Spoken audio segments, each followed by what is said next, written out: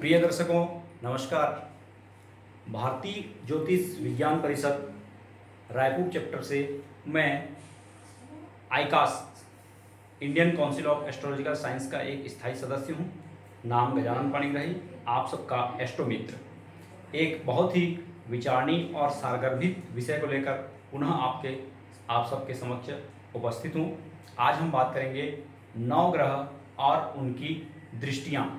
जैसे कि हमने पूर्व के वीडियो में जाना है कि ज्योतिष शास्त्र में 9 ग्रह, 7 मुख्य ग्रह और 2 छाया ग्रह राहु और केतु के विषय में विचार किया जाता है। तो बिना विलंब किए आइए जानते हैं कि 9 ग्रह और उनकी दृष्टियां कैसी होती है या उनको कैसी कैसी दृष्टियां प्राप्त है। तो प्रिय दर्शकों, यहाँ पर आपके समक्ष एक मेष लग्न की कुंडली निर्मित है, जो कि एक उदाहरण कुंडली है। हो सकता है हर जातक या जातिका की कुंडली अलग हो, भिन्न भिन्न हो, पर यहाँ उदाहरण देने के लिए, आपको समझाने के लिए हम जो है इस मेष लग्न की कुंडली का सहारा लेंगे। तो बात करते हैं सबसे पहले ग्रहों के राजा सूर्यदेव की। यदि किसी जातक की जन्म पत्रिका में सूर्य यदि लग्न में होंगे या किसी भी भाव में होंगे, तो हम यहाँ समझने के लिए लग्न का सहारा लेंगे। यदि सूर्य लग्न में है तो सूर्य को सिर्फ एक ही दृष्टि प्रदान की गई है, वो है सप्तम दृष्टि। उदाहरण स्वरूप यदि आपकी पत्रिका में सूर्य लग्न में हो तो उनकी 7वीं दृष्टि यहाँ से गिनना है, जहाँ पर ग्रह उपस्थित है वहाँ से, उस घर से गिनना है। 1 2 3 4 5 6 और 7। यदि लग्न में सूर्य हो तो उसकी सप्तम दृष्टि, 7वीं दृष्टि जो है आपके दाम्पत्य पर या सप्तम भाव पर पड़ेगी। अर्थात सूर्य की केवल एक ही दृष्टि होती है, वह है 7वीं दृष्टि। अब बात करते हैं चंद्रमा की। चंद्रमा को भी ज्योतिष शास्त्र में एक ही दृष्टि प्रदान की गई है और वो है 7वीं दृष्टि। यानी चंद्रमा जहां पर भी हो, मान लो चंद्रमा लग्न में है, आपकी जन्म पत्रिका में मान लो चंद्रमा लग्न में है, जिस भी भाव में है वहां से आपको 7वां घर आगे बढ़ना है। तो यहाँ पर भी हम उदाहरण के लिए ले लेते हैं, लग्न में है तो उसकी सप्तम दृष्टि जो है आपके सप्तम भाव पर यानी कि दाम्पत्य जीवन पर आएगी। तो इस तरह हमने सूर्य और चंद्रमा के विषय में जाना। अब जानते हैं बुध के विषय में। बुध महाराज को भी ज्योतिष शास्त्र में सिर्फ एक ही दृष्टि प्राप्त है और वो है 7वीं दृष्टि। तो यहाँ पर यदि इन्हें भी लग्न से ही जान लेते हैं, आप अपनी अपनी जन्म पत्रिका में इस सूत्र को घटित कराकर या लागू कराकर देख सकते हैं।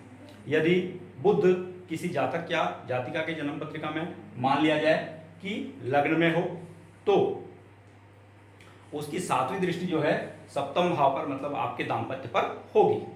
मान लिया जाए वह चतुर्थ भाव में हो तो उसकी 7वीं दृष्टि जो है 10वें भाव पर होगी। यानी जहां पर भी ग्रह है उस घर को जोड़ते हुए या उस घर को जोड़ में शामिल करते हुए 7वें घर तक आगे की ओर बढ़ना है और वहां उसकी नजर होगी। तो यहाँ हमने सूर्य, चंद्र, बुध के विषय में जान लिया। बात करते हैं भूमिपुत्र मंगल के विषय में। मंगल यदि किसी जातक या जातिका के जन्म पत्रिका में उदाहरण स्वरूप यदि चतुर्थ भाव में हो तो मंगल को ज्योतिष शास्त्र में 3 दृष्टियां प्रदान की गई है। पहला चतुर्थ, सप्तम और अष्टम। मतलब जहां मंगल होंगे वहां से 4 घर आगे, 7 घर आगे और 8वें घर पर उनकी नजर होगी। उदाहरण के लिए यदि मंगल चतुर्थ भाव में है तो 1 2 3 4 दाम्पत्य भाव पर उनकी नजर आएगी, 5 6 7 10वें भाव पर नजर आएगी और एकादश भाव पर उनकी नजर आएगी। इस तरह 3 दृष्टि जो है मंगल, भूमिपुत्र मंगल को प्रदान की गई है, अर्थात उनकी 3 दृष्टि होती है। सूर्य, चंद्र, मंगल और बुध के विषय में हमने जान लिया।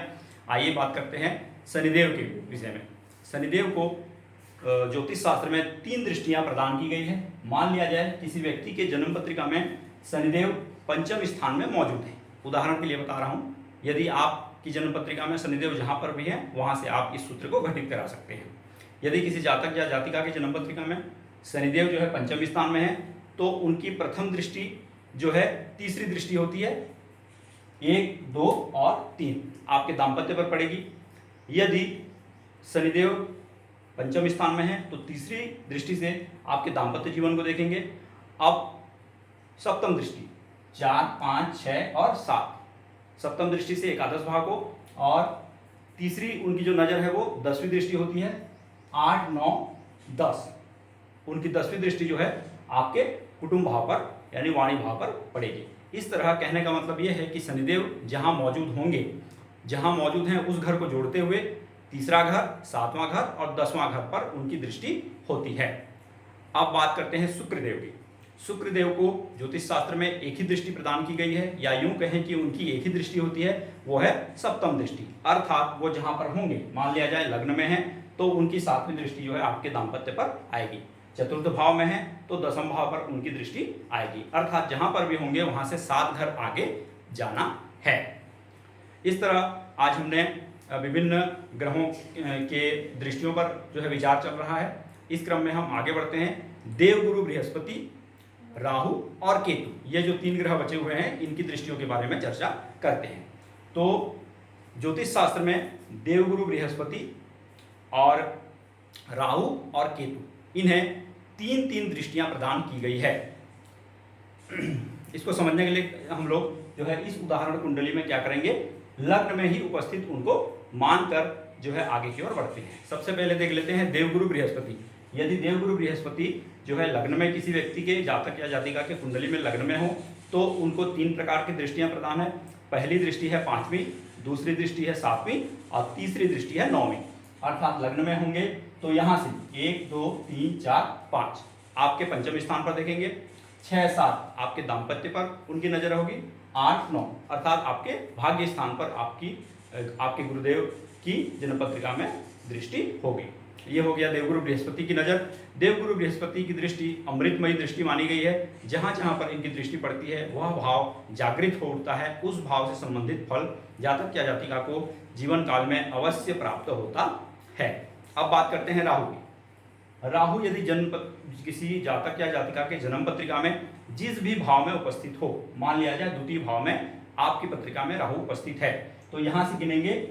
पहली नजर जो है उनकी 5वीं दृष्टि होती है, अर्थात पहला दृष्टि 5वें घर पर वो डालते हैं। तो यहां से गिनेंगे 1 2 3 4 5 षष्ठ भाव पर, 6 7 अष्टम भाव पर 7वीं नजर और 8 9 10वें भाव पर उनकी 9वीं नजर होगी। तो जहां जहां पर राहु की नजर आती है उस भाव का फल क्या होगा या उस भाव में कमी या वृद्धि, इसके लिए हम एक बृहद वीडियो निकट भविष्य में बनाएंगे।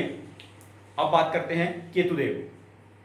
केतु जो है यदि किसी जातक के जन्म पत्रिका में लग्न में द्वितीय में या द्वादश भाव में कहीं पर भी उपस्थित हो, ये उदाहरण कुंडली के लिए हमने जो है मेष लग्न की कुंडली बनाई है। यदि मान लिया जाए आपकी जन्म पत्रिका में केतु यदि दाम्पत्य भाव में बैठे हैं, मान लो 7वें स्थान में बैठे हैं, तो केतु को 7वें स्थान में देखते ही आप समझ जाना कि आपकी पत्रिका में लग्न में राहु होंगे, क्योंकि यह 2 ग्रह एक दूसरे से 180 अंश के डिग्री के फासले में रहते हैं। 180 अंश का फासला इनके बीच होगा। अर्थात 1 नंबर में राहु है तो 7वें में केतु होंगे, 7वें में केतु हैं तो 1 नंबर में राहु। इस तरह से इसको समझना है। तो अंतिम जो ग्रह है केतु, उसके विषय में बात करेंगे, उसकी दृष्टि कैसी होती है। तो मान लिया जाए किसी व्यक्ति के जो है दाम्पत्य भाव में अर्थात 7वें भाव में केतु विराजमान है, तो उसकी 5वीं दृष्टि 1 2 3 4 5 5वीं दृष्टि जो है एकादश भाव पर आएगी, 7वीं दृष्टि जो है आपके लग्न पर आएगी और 9वीं दृष्टि जो है आपके पराक्रम भाव पर आएगी।